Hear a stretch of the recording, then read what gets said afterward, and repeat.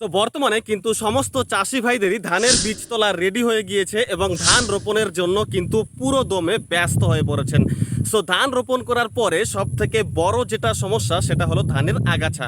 So ধানের এই আগাছা দমনের জন্য একটা নতুন আর বেস্ট ঘাস মারার কথা বলবো, সেটা হলো ক্রিস্টাল কোম্পানির রাইস অ্যাক্ট হার্বিসাইড।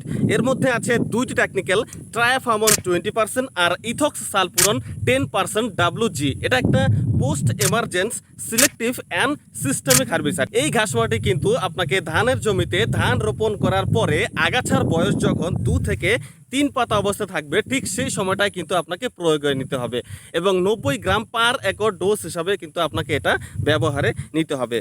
এবং এই ঘাস মারা প্রয়োগে আপনার ধানের জমিতে জন্মানো সমস্ত রকমের চওড়া পাতার আগাছাকে কিন্তু আপনি নিয়ন্ত্রণে নিতে পারবেন। এছাড়াও ধানের জমিতে ব্যবহার করা যায় এমন ঘাস মারা সম্পর্কে আমার চ্যানেলে আমি আগে থেকেই কিছু ভিডিও বানিয়ে রেখেছি, যেগুলোর লিঙ্ক আমি এই ভিডিও ডেসক্রিপশন বক্সে দিয়ে দিয়েছি। আপনি সেই ভিডিওগুলি দেখে ওই ঘাস মারাগুলিও কিন্তু ব্যবহারে নিতে পারেন।